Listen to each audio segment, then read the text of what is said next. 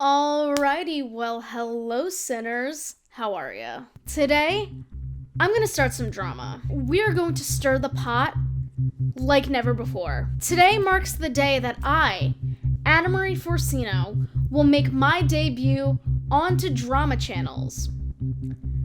Alright, also I should mention that this is a joke. I'm not putting that out there into the universe. This is not me manifesting. Do not get it twisted. I'm a Cancer Mars. I don't do confrontation. So about a week or so ago, I asked you guys to submit your unpopular opinions on my community tab. I've done 3 unpopular opinions videos in the past. I will link the playlist in the card somewhere on the screen. It should pop up right now. So if you haven't seen those, go watch them or don't. You know, you're your own people. You can make your own decisions. But today, I thought it was time to flip the script, all right? Turn those tables and see what you guys have to say. I did not expect to get such an enthusiastic response, so thank you for that. I really appreciate you. However, I will not be able to get to every single comment left on that community post. Otherwise, we would be here all day, and I don't know if my poor memory card can handle that. If you do like this video, then maybe I will do a part 2 in the future. Who knows? However, thank you to everyone who took the time to leave a comment. I appreciate all of you a lot. Before we begin, I have to give a shout out to a fellow commentary channel named Luke Alexander. Now, I don't 100% know if he was the one who started this trend, but he was the first YouTuber I personally saw react to his subscribers' unpopular opinions, and I would like to give credit where credit is due because he is the inspiration behind this video. Also, not to stall any longer than I already have, but whether or not you agree or disagree with any of the opinions mentioned in this video, please make sure to keep it respectful and civil in the comments below, because as we always say at the beginning of these videos, that's why opinions aren't facts, because they're just opinions. With that being said, I'm ready to react to your unpopular opinions, so let's see what you guys have to say. Alrighty, so we are starting off with the hot and spicy one, because this person said, 2021 isn't going to be any better than 2020. Ricky, I 100% agree with you. I feel like 2021 is going to be just as much of a mess as 2020 was, at least for the first half of the year. And I say this with all the recent events in mind. If you've been keeping up with the news, you know exactly what I'm talking about. Honestly, I don't see us going back to a quote-unquote normal life or just a life like before the pandemic until the vaccine rolls out for the general public. And that's even if a good majority of the general public does take the vaccine. But I guess we'll see, won't we? The next unpopular opinion is, shipping real people is weird. I don't care if I have a different opinion, but to me it's super gross. Like, these people aren't characters you can control. They have actual real lives. I also have to agree with this one as well. If you want to ship movie characters, book characters, TV show characters, cartoon characters, whoever, that's harmless, that's completely fine to me, at least in my opinion. But once you start involving the real people behind those characters, or I guess just real people in general,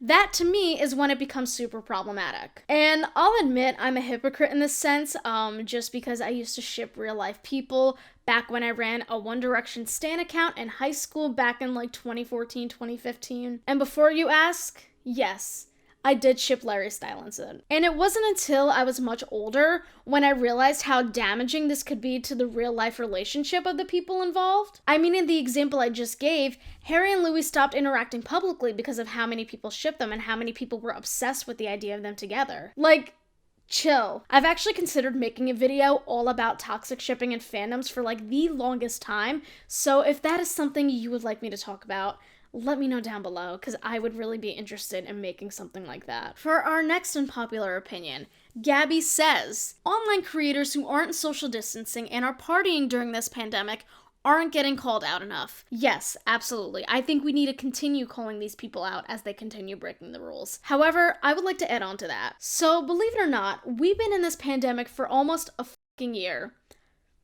I know, yeah.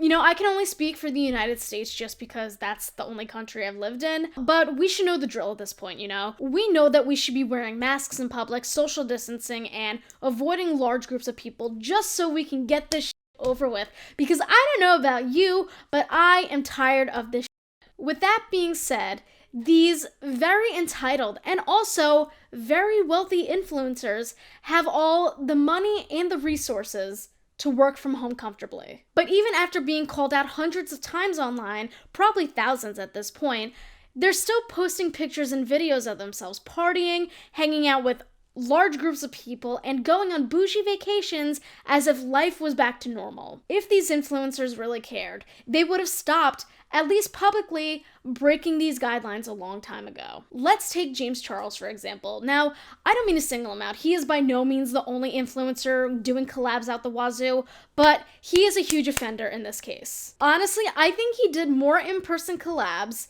in the year 2020 than in any other year prior, at least from what I saw, and I don't even follow him that closely. When he posted a vlog of himself partying over the summer, which I'm pretty sure that video has now been deleted, but I think you know what I'm talking about. Hello. I don't mean to interrupt your viewing experience, but I just want to clarify some misinformation I might have spread. In this part of the video, I discuss what I thought was a deleted vlog by James Charles, where he puts a disclaimer at the very beginning of the video and calls himself out for being irresponsible for partying during a pandemic. Since filming my video, I have learned that this vlog by James Charles was, in fact, not deleted, and this disclaimer he puts is around minute 17 in his video titled A Day in the Life of James Charles. And I by no means am defending James Charles or any other influencer breaking COVID guidelines. I just want to clarify any misinformation I might have spread. I'm sorry for not doing my proper research, but I hope this clarifies some things. Alrighty, back to your scheduled programming. He even admitted to the fact that partying during a pandemic was very irresponsible and negligent of him. And other influencers have made posts saying similar things, but to this day, they still continue to break guidelines. They've made it clear, time and time again, that they don't care, even after being called out by thousands of people online. The only way these influencers will care is if their actions affect their income.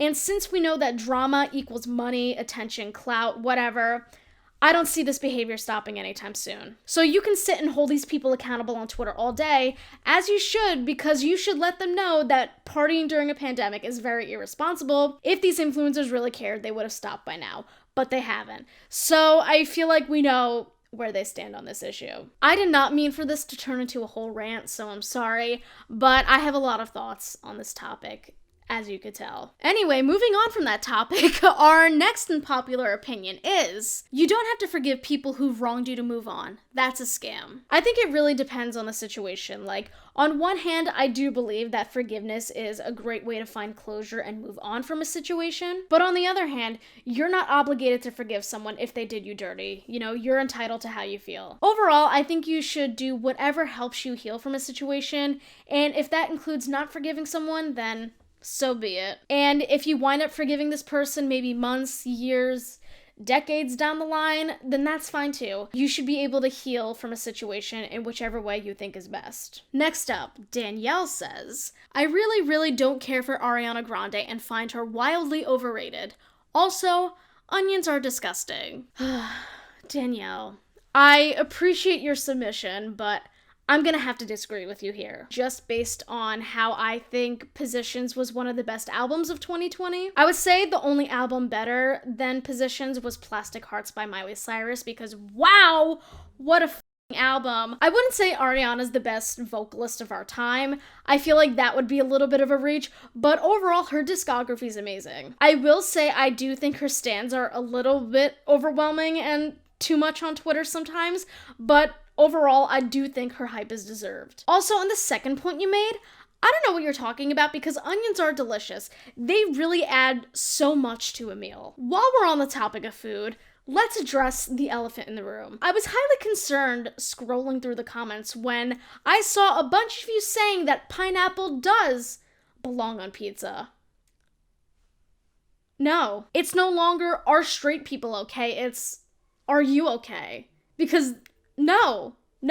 This isn't coming from a place of ignorance either, because I've tried pineapple on pizza before, and to say the least, my taste buds were underwhelmed. It's not that it even tasted bad, it's just that the pineapple added nothing meaningful to the pizza, and I was severely disappointed. Overall, very weird hill to die on. do better. Moving on, the next unpopular opinion is there's nothing wrong with men wearing clothes traditionally considered feminine. When I read this for the first time, I immediately thought of the Harry Styles and Candace Owens situation from a few weeks ago. I wish I made a whole video about this topic when it was happening, because I think the whole bring back manly men rhetoric is like so outdated and stupid. But to sum up my thoughts, just let people wear whatever they want. If a man wants to wear a dress, that's not harming you in any way, shape, or form. That doesn't change your life in any way. If anything, it probably makes him happy that he can wear a dress. So just let him do just that. You're allowed to express yourself in whatever way makes you feel comfortable and happy. So if you want to wear a dress, do it.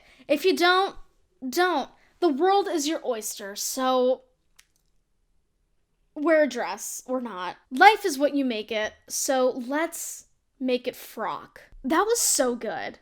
Can we take a moment to address how fucking clever that was? I am so smart and funny and sexy. And going back to the Harry Styles situation specifically, if him painting his nails, wearing a dress, or him doing anything remotely feminine bothers you, just admit you're a fan and move on, alright? Trust me, your life will get significantly better if you're a Harry Styles stan. Next up, this person says, too many people treat OCD like it's a cute, quirky aesthetic. Like, I color code my notes, I color code the clothes in my closet. Look at me, I have OCD, it makes me so cool and quirky. Meanwhile, people like me are going to mental hospitals for it. I think moving forward in 2021, we need to stop using mental illnesses as adjectives when we really mean something else. Don't get me wrong, you could feel sad without having depression, and you could be nervous without having anxiety. I mean, we're humans, we experience a range of emotions, it's normal to be sad and nervous every now and then. But if you say things like, I'm OCD because I like my room organized a certain way, or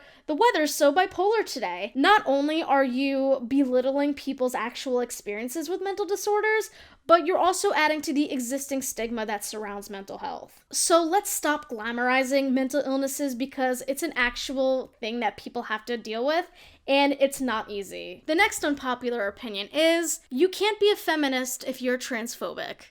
It's okay, you can say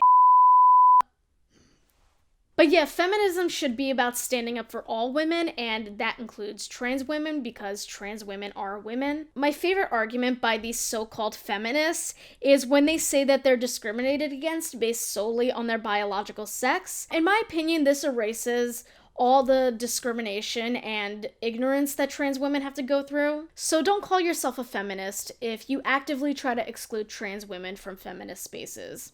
It's not cool. So anyway, on a more lighthearted note, Maya says, all of Taylor Swift's songs sound the same to me. I enjoy Taylor's music. I think she's very talented. I think she is an incredible lyricist and singer and all that. But I will agree and say that some of her music does sound the same for me. And the specific music of hers I'm talking about is her most recent 2 albums, Folklore and Evermore. They're both incredible albums. I enjoyed them very much. But it was like, if you listen to one, you didn't need to listen to the other, you know, because they kind of sounded pretty similar. Like, I get it, they're sister albums, but like, when Evermore came out, like, if I wanted to listen to Folklore again, I would just re-listen to the actual Folklore album, you know? Swifties, don't come for me. Our next unpopular opinion is, gays, girls, and theys isn't really a good saying because NBs aren't just a set of pronouns. Guys, gals, and non-binary pals is better. I see you also watch The Queer Kiwi. You have good taste. I'll be 100% transparent. I used to think the phrase girls, gays, and theys was very cute, just because I liked how it rhymed and it was like a play on words and stuff like that. But yeah, I definitely see the point where it reduces non-binary people down to the pronouns rather than referring to them as the people that they are. So yeah, I think you do make a very valid point there. Grayson says, some people shouldn't be parents, especially when they use I've housed you, fed you, and clothed you argument. That's exactly what they signed up for when they decided to become parents. Yeah, I hate when parents say shit like this. It's like, congrats, do you want a cookie for doing the absolute bare minimum? If you're gonna act like providing for your child is a burden, then, you know, maybe you shouldn't have kids. Consider that. In my opinion, I don't think it's okay to hold that over your kid's head, especially when you throw it back in their face when they do something wrong. Like, yeah, kids are gonna fuck up. That's life. You shouldn't throw what you do for them back in their face because you're supposed to be doing that anyway if you're a parent, like providing food, shelter, love, respect. So along the same lines as the last unpopular opinion I read, Shannon says, coming from someone who wants kids, some people just don't want kids, and that's perfectly fine, and they don't need a reason for not wanting them. But yeah, people need to stop putting pressure on people, especially young people, when not necessarily every person wants to have kids, especially with women. Like, I feel like there's a huge pressure for us to want kids in the future, when in reality, that's not what everyone wants. Not everyone desires having a family. If you are a woman or just someone and you do want a family, you do want to have lots of kids eventually, that's perfectly fine. You're valid. But if you don't want kids at all or anytime soon, that's perfectly fine too. Just do whatever makes you happy and live your life however you want to. And last but not least, we have reached our final unpopular opinion of the day. And this one's a doozy, so sit back and get ready. I think cancel culture isn't as bad as people portray it. Many people don't want to cancel their favorite creators or TikTokers, so they make cancel culture seem toxic for canceling their unproblematic fave, when in reality, those people really need to be taught something, and they deserve to be canceled. Also, I think many people accept apologies that are not targeted towards them. For example, a lot of white people have been accepting apologies of racism and the N-word, and I think this shouldn't be a thing. If you are white, you have no say on the N-word. Same thing goes for everyone else who is not black. I have a lot of thoughts on cancel culture, but I think this comment summarizes that pretty well. I think the reason why some fans might have a hard time holding their faves accountable is because they have an idealized version of this person in their heads and they don't want to admit that their creator isn't perfect. A lot of people did this with Jenna Marbles, for example. They blamed cancel culture and called it toxic when in reality she deplatformed herself and on her own accord came out and apologized for all the problematic behavior she's done in the past. Also, just a little side note, I think we need to rename cancel culture to accountability culture just because, at least from what I've seen, no one is truly canceled. But even despite this, I think it's very important to hold influencers accountable for their wrongdoings because whether they like it or not, they have an influence on their audience. Thus the term influencer. Should we expect influencers to be perfect people? No, because that's unfair and also very unrealistic. But should we expect them to be decent people? Yes, we should. Should we expect them to be kind people? Yes, absolutely. Should we expect them to be respectful of others? 100%. But also, like the comment mentions, if an influencer apologizes for whatever reason, however they messed up, don't accept the apology if you weren't in the community affected. If the apology isn't for you, then don't make it about you. It's up to the members of the community affected if they want to accept the apology or not. And of course, they're under no obligation to accept this hypothetical apology. Also, sorry that was kind of long-winded. I have a lot of thoughts on cancel culture, especially all the drama that's happened in the past year. So if you need me to clarify anything in the comments, just let me know. I hope that made at least a little bit of sense. I'm kind of just talking out of my ass at this point. Again, like I said, please be respectful and civil and kind in the comments, whether or not you agree or disagree with anything I said in this video.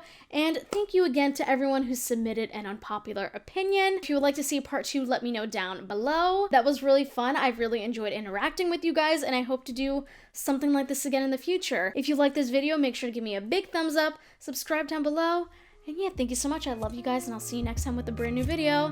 Bye!